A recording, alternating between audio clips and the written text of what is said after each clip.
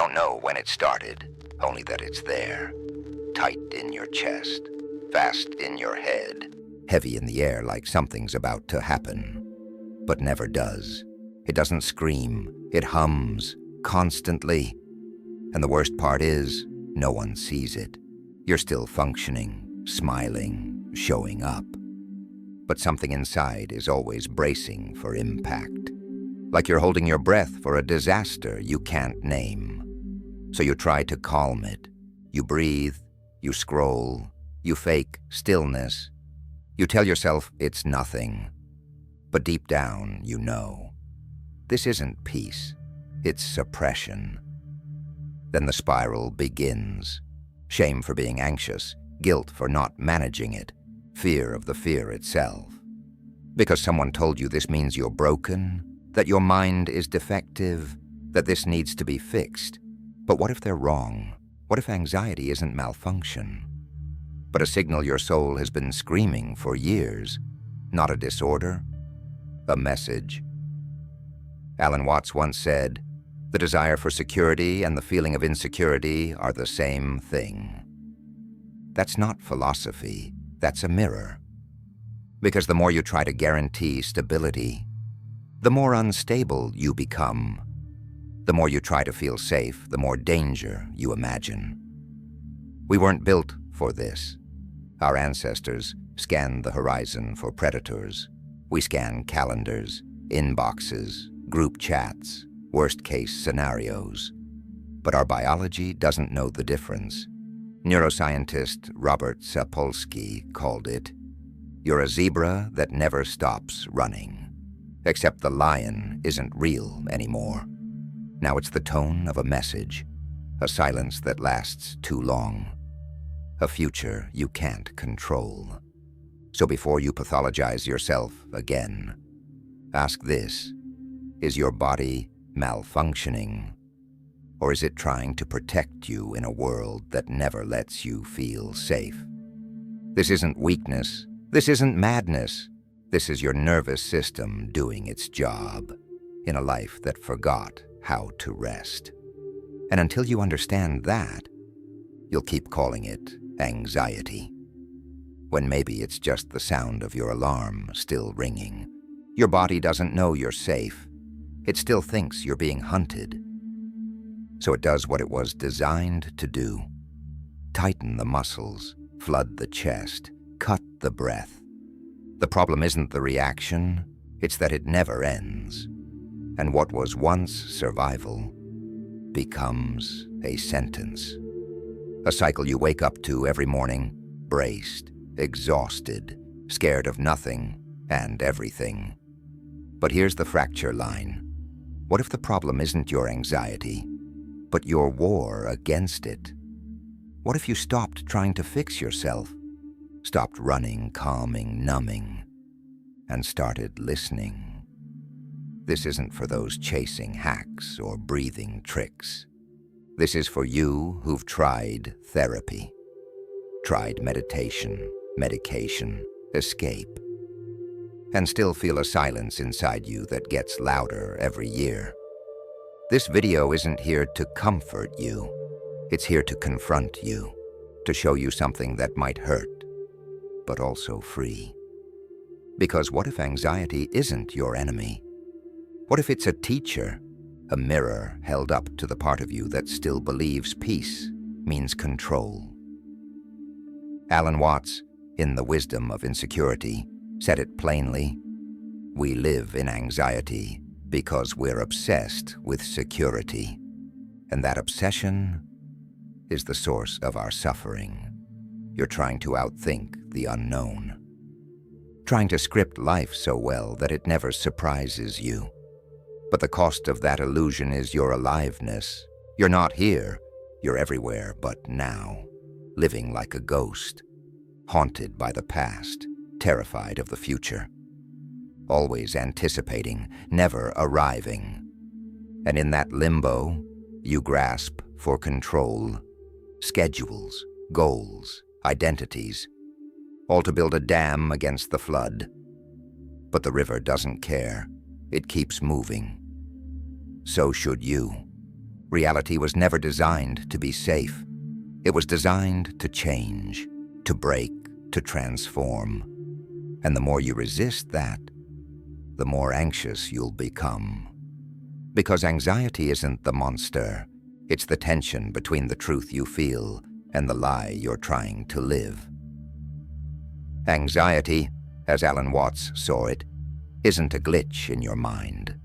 It's the logical response to a lie you've been trained to live, that life should be safe, linear, predictable. But life never promised that.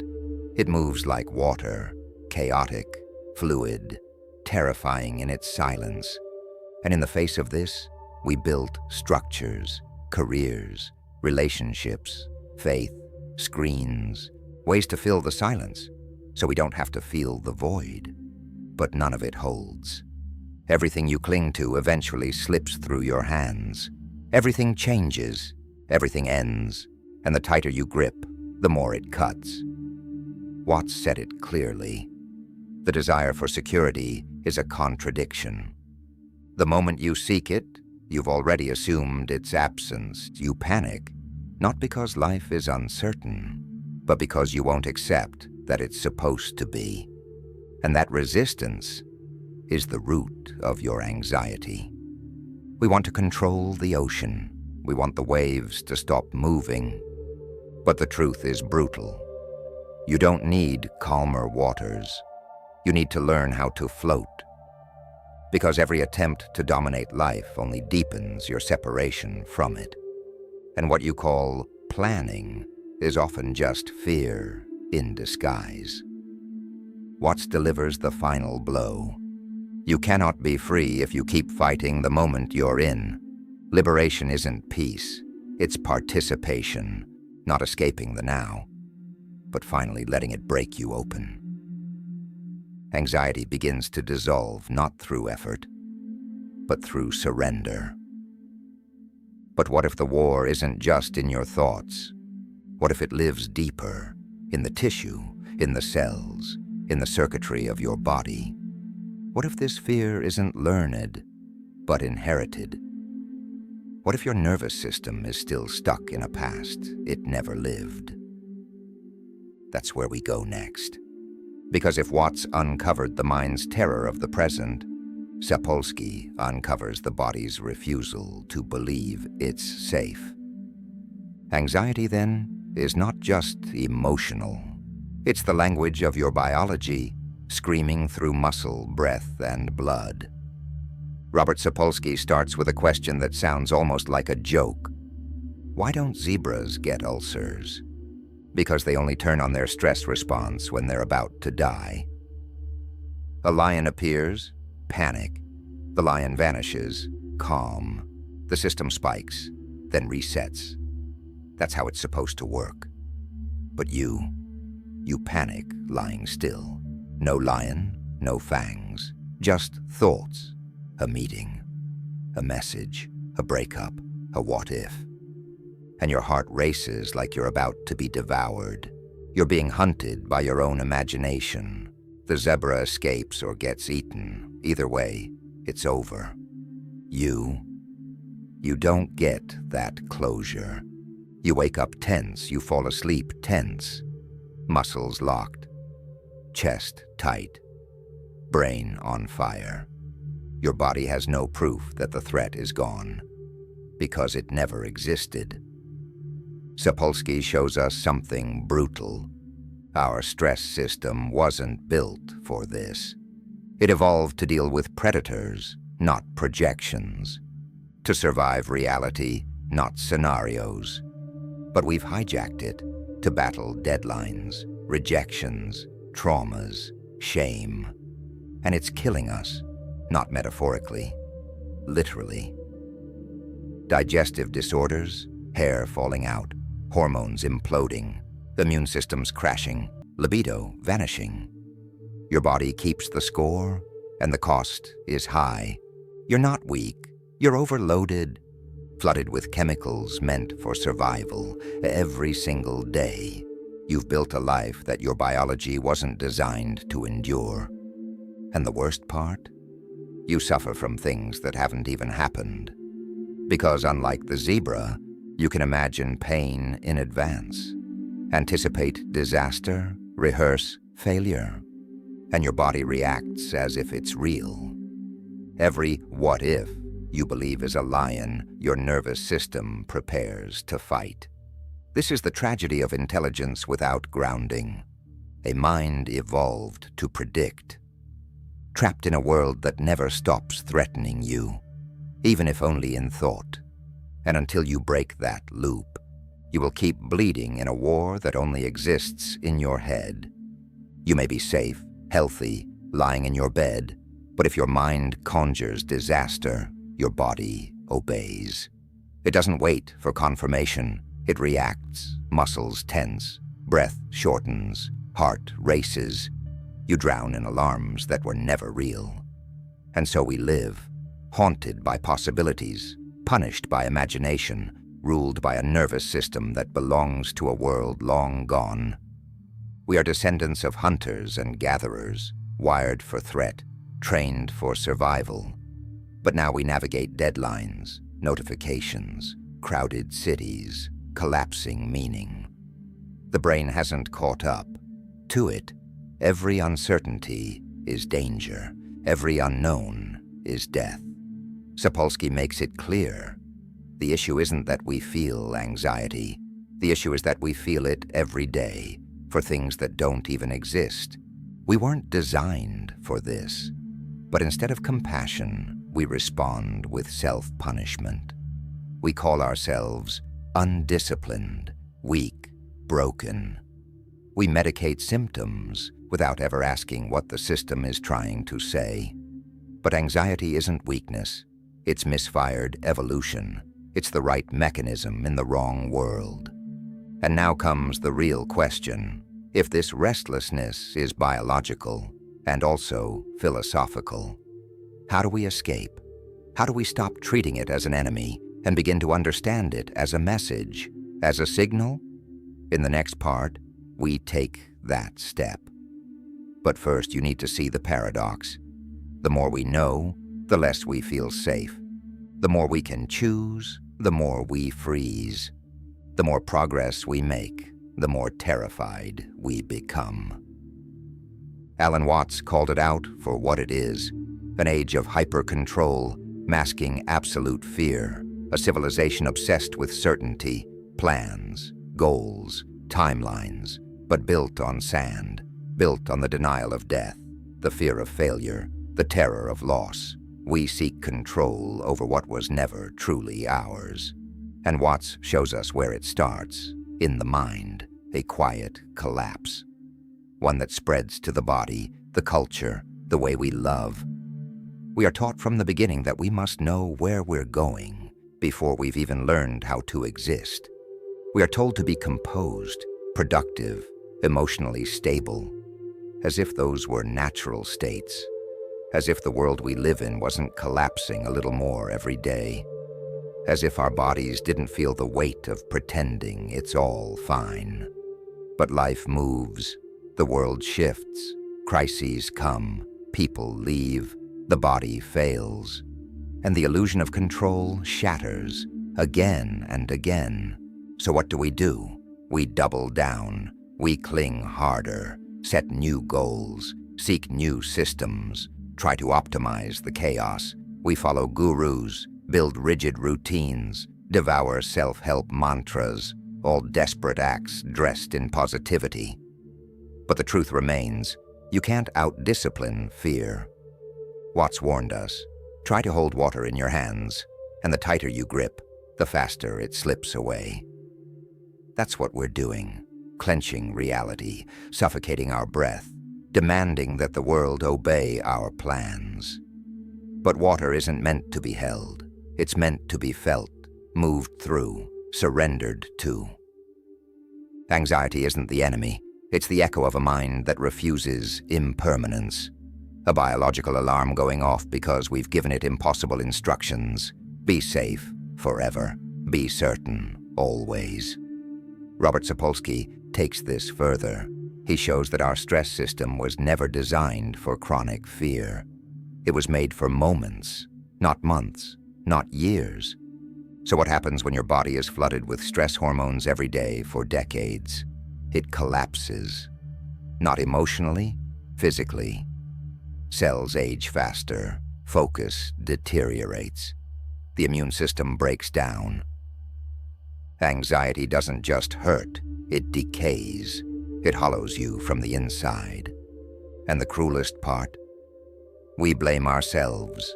We think it's weakness, that we lack discipline, that we just need more balance. But this isn't about willpower. It's about misunderstanding what your body is actually asking for. Both Watts and Sapolsky point to the same truth, from different doors.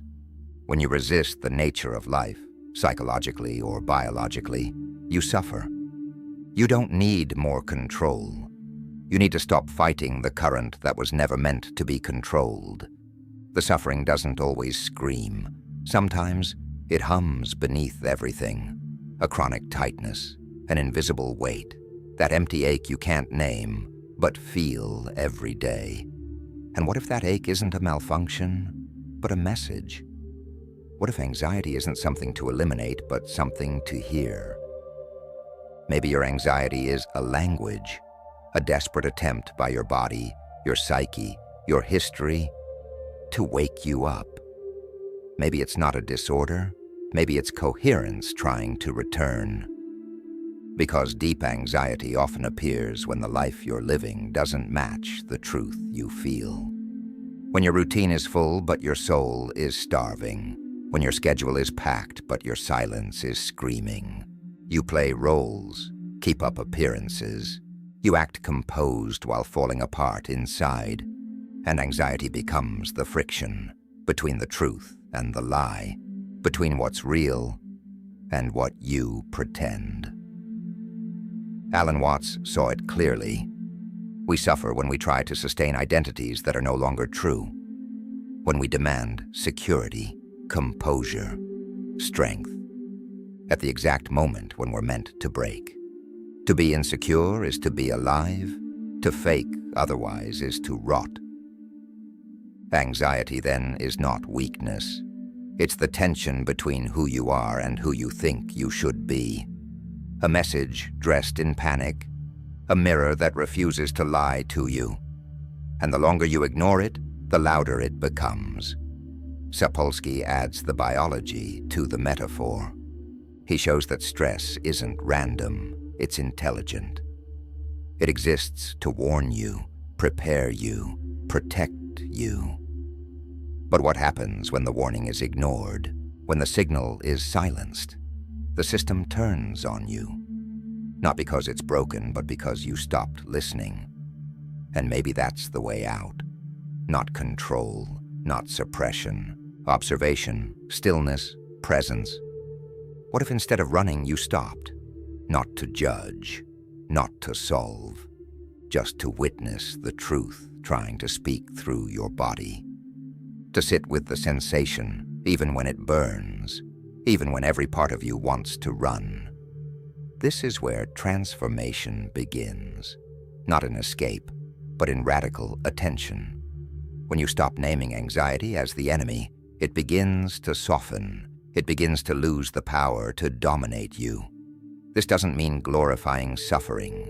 It means recognizing its intelligence, that pain, beneath its violence, can be a messenger. That anxiety, despite its terrifying form, might be your first real encounter with presence. In this sense, anxiety is the opposite of alienation. It is the beginning of awareness. And awareness is the first step toward freedom. But that path is not made of thoughts.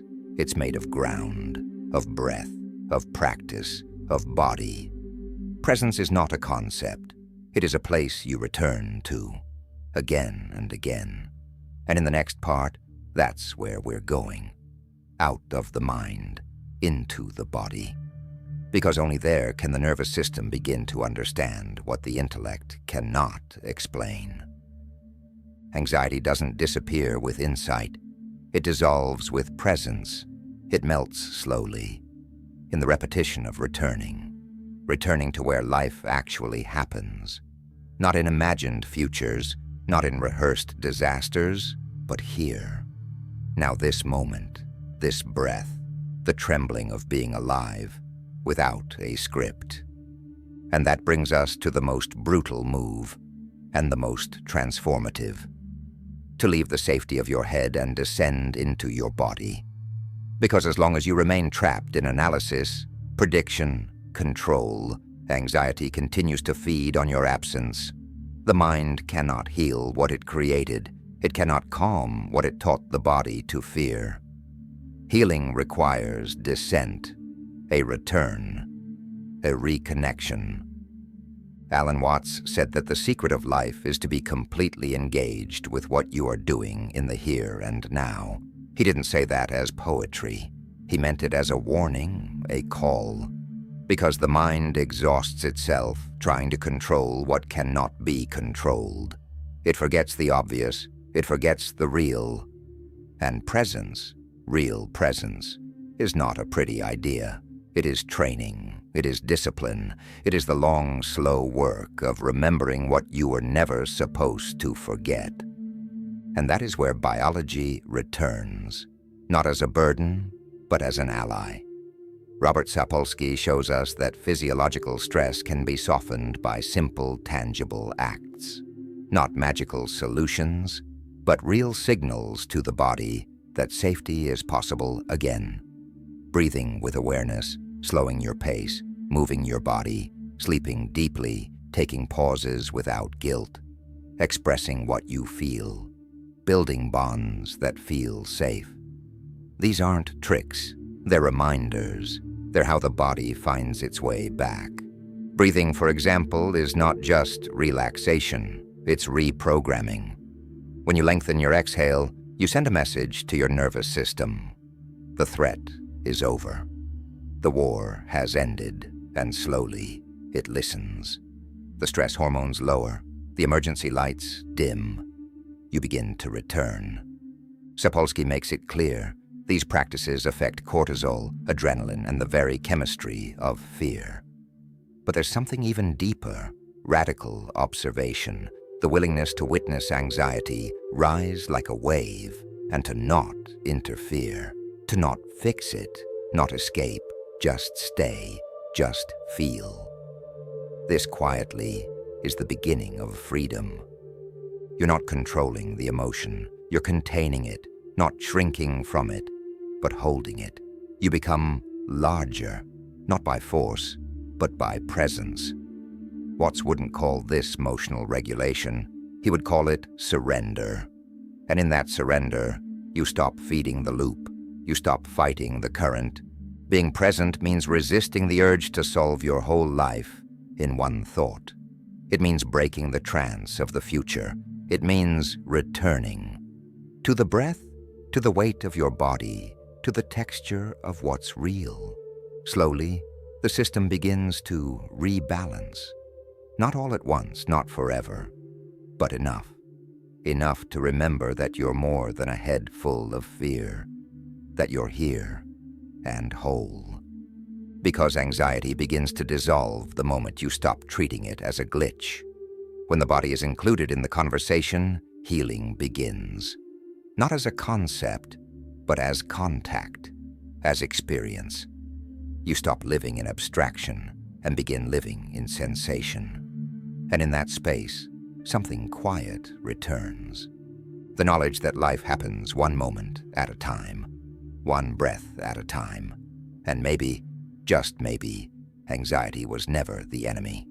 It was the call to wake up, to re-enter the body, to feel again, to live from the inside.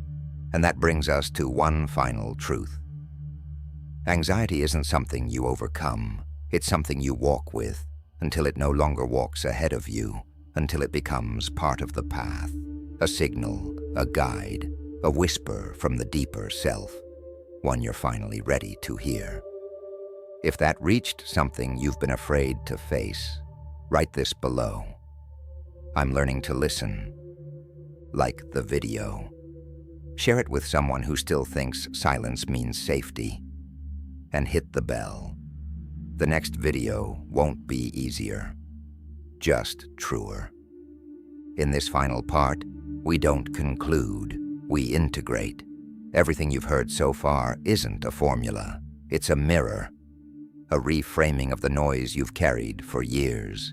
And maybe now, you're ready to hear it for what it is, not as a flaw, but as a signal, not as a monster to be destroyed, but as a messenger trying to wake you.